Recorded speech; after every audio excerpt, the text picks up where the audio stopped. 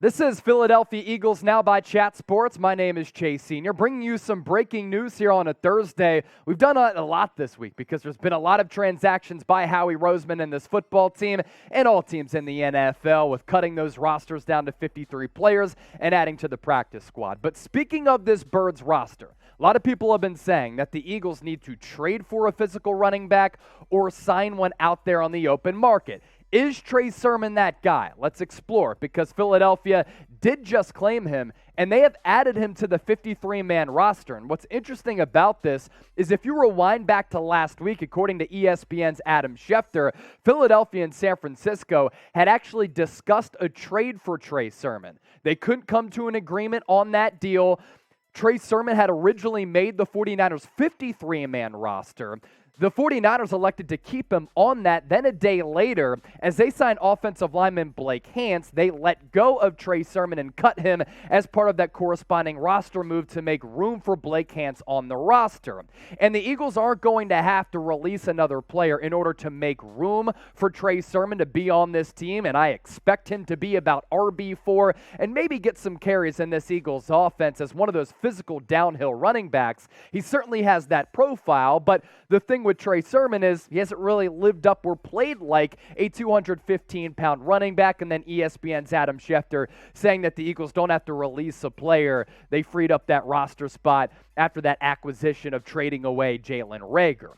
As for Trey Sermon, somewhat of an interesting player here because he was very well accomplished in college, playing at Oklahoma as well as Ohio State. Good enough for him to get selected in the third round of last year's draft. And the 49ers actually traded up to take him. So they really liked him. But then this year, they didn't really see a lot from Sermon. They drafted Ty Davis-Price once again in the third round, and that put Trey Sermon firmly on that roster bubble and was really underwhelming in Kyle Shanahan's outside zone scheme because he was very indecisive, didn't hit the hole fast or hard, and was just way too patient in the backfield. And I don't think that he was a good scheme fit in that Niners offense. Now, he does have the size to be a physical running back. He just didn't play in that manner, and that's why I'm a little bit concerned about Trey Sermon as a player. Not only did he lack that size and physicality, he lacked that burst that I saw in the Big Ten championship game against Northwestern and throughout his collegiate career with the Buckeyes, as well as the Oklahoma Sooners.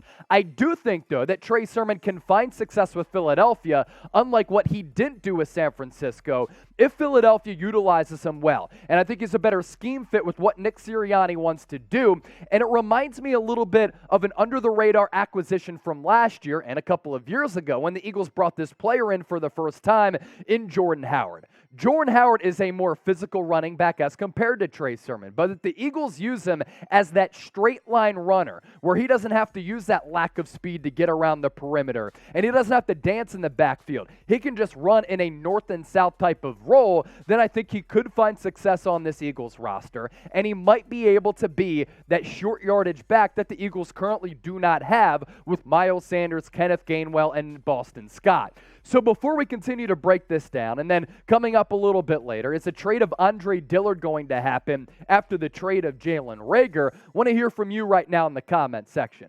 Grade the signing of Trey, A, B, C, D, or F. I want to hear from you right now. As for what Sermon did last year with the San Francisco 49ers, he actually played pretty well against the Eagles before suffering a concussion. He was averaging like 8 yards per carry in that ball game early in the year. 41 carries, 167 yards, average yards per touch, north of 4, also 1 touchdown. Only played 9 games, though. Concussion issues, and then he was just inactive on the roster because he didn't really impress that 49ers coaching staff. But he was a third-round pick for a reason. Had success at Oklahoma. Had even more success in a shorter stint with the Ohio State Buckeyes. These are his combined collegiate stats. 455 carries, nearly 3,000 yards, 6.5 yards per tote, and an astounding 26 touchdowns throughout his college career. Where does he figure to be on this Eagles running back depth chart? I think what Nick Sirianni is going to do, short yardage situations, You see what Trey Sermon can bring you if he's able to run in that north-south type of style. I don't want to see him get those outside zone carries because I don't think that benefits and maximizes his skill set. So Miles Sanders will get the bulk of the touches here in this running back room. Kenneth Gainwell might be the best pass-catching back on the roster. Boston Scott is really good as a mini Darren Sproles. And then Trey Sermon enters the fold as that guy who can maybe pick up a couple of yards on some critical money downs if the Eagles utilize him in that Jordan Howard role. I think Howard's a better running back, but once again, this comes down to the specific role and the usage of that role for Trey Sermon, because I just don't think he was a good scheme fit in the role that the San Francisco 49ers used him in.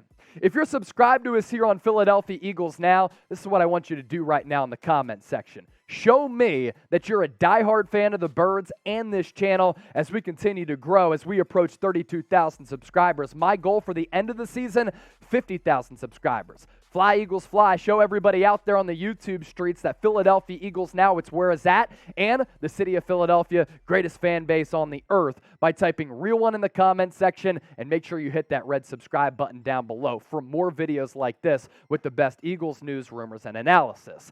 Coming up next on the show, Jalen Reagor, former first-round pick from 2020, got traded. Is Andre Dillard going to be the next former first-round pick for Philadelphia to also get dealt? Also, CJ Gardner-Johnson acclimating very well with the city of brotherly love.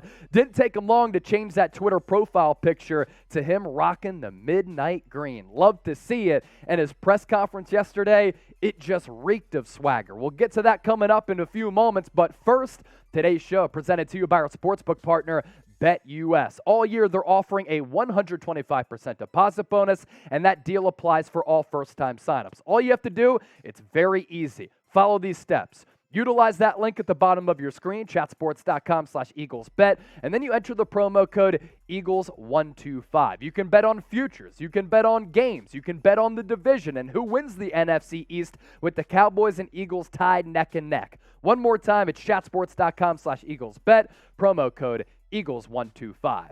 A popular question that I have received over the last couple of days, weeks, and especially now over the last several hours since that Jalen Reagor trade transpired about 24 hours ago as we went live here on the channel, another reason why you join the Eagles family, is Andre Dillard going to get dealt following the trade of Jalen Reagor? And is he going to be next who gets sent elsewhere? Now, we know this about Howie Roseman.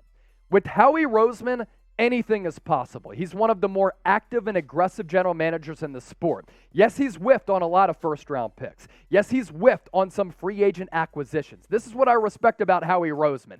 He goes to bed every night thinking about how he can improve this football team. And as compared to other general managers out there who are very stagnant, old school, and not aggressive, Howie Roseman's always going for it. So with Roseman, you can never count anything out. But with Howie as well, it's all about value. And he loves to build along the offensive and defensive lines. He builds these teams inside and out. And offensive line, for what Philadelphia wants to do, how they're constructed, is very, very critical. But I can tell you this, if there's another team out there that hits up Howie Roseman and they offer a lot for Andre Dillard, it's going to be tempting for him to deal him away if he can get some really good value back. I'll explain my thoughts further on that coming up. First, though, people have hit me up about Andre Dillard on both Twitter and Instagram, and now that I'm the new host of Philadelphia Eagles Now, just want to acclimate myself with everybody out there who might not be familiar with me. So if you want to give me a follow on Twitter and IG, it's the same handle on both, @Chase_Senior. Excited to hear from you. Now, you take a peek at the Eagles' offensive line depth chart. Can they even afford to trade Andre Dillard away? The starting lineup from left tackle to right tackle is one of the best in the NFL. You can make the argument they're atop the NFL on the trenches on the offensive side of the football. Jordan Mailata, the Australian mauler. Landon Dickerson. Love his versatility, too, because if he needs to fill in at center, if Cam Jurgens and Jason Kelce go down, he can do that. But at left guard last year, really flashed. Jason Kelce, one of the best centers of all time, holding it down and anchoring the offensive line at that center spot. Then you have Isaac Seumalo, Lane Johnson. Where Andre Dillard comes into play is with the depth pieces. And if Jordan Mailata were to go down, are you confident in some of the other backups? to fulfill that role with protecting Jalen Hurts' blind side, considering he's entering a critical year. The Eagles' success this year is all hinged on the next step that Jalen Hurts can potentially make as a passer, and Jalen Hurts is also a very mobile quarterback in the pocket. It is certainly tempting to get great value back for a player who the Eagles are probably going to lose this upcoming offseason in NFL free agency. But if Jordan Mailata goes down and you trade away Andre Dillard for that good future value, you still might be screwed here in the 2022 campaign, a season in which Philadelphia has enormous potential to surprise a lot of people, make a run at winning the NFC East, and make a deep run in the NFC playoffs. So with that, probably would not trade Andre Dillard away because injuries happen often, and with what the Eagles want to do, passing-wise, running-wise, a backup offensive tackle, very important on this roster. What would you do with Andre Dillard? If you were in the shoes of Howie, T for trade, K for keep, once again, fielding all of your responses down in the comments section. As I said a little bit earlier, CJ Gardner-Johnson, a.k.a. CD Deuce, acclimating himself very well with his new home in Philadelphia, and I do expect maybe a new contract to get done at some point over the next coming days, weeks, months. I think if you make this acquisition for a really important player, a Swiss Army knife who can play nickel corner as well as safety, you want to give him a new contract and have him with this team for a little while. But at the same time, Eagles didn't give a lot up. But CJ Gardner-Johnson, taking to Twitter, not only changing that profile picture to him rocking an Eagles uniform, he said this, though: need a Tesla. Tesla plugs in Philly with the eye emojis. So if there are any Tesla plugs out there in Philadelphia, hit up CD Deuce. He's looking for one. And then he also followed that up with this: somebody tell Meek and Uzi I'm in Philly. Well, CJ Gardner-Johnson, do you know about the dreams and nightmares in the 2017 season when the Eagles came out in Super Bowl 52 against the New England Patriots to that song? I knew right away Eagles were winning that game with that theme song popping in Minnesota. He also did release a statement during his press conference. Obviously, he let it be known that he's very happy to come to his new home in Philadelphia. That statement right there from CJ Gardner-Johnson. And this is what I told you at the time. This guy has swagger. This guy has confidence, and he ain't scared. He has that underdog mentality, and that's something that Philadelphia can certainly rally around. And he has something in common with a lot of Philadelphians. He doesn't like Tom Brady, and he's not scared of Tom Brady, nor are the Eagles. Super Bowl 52. What up, TB12? Yeah, hold that. If you're pumped up for CJ Gardner-Johnson, this is what I want you to do. Type Deuce in the comments section. And of course, because he referenced Meek Mill on Twitter, I used to pray for time like this, to rhyme like this, so I had to grind like that, to shine like this. Philadelphia Eagles now. Appreciate all of you for watching us. We'll catch you next time on the channel.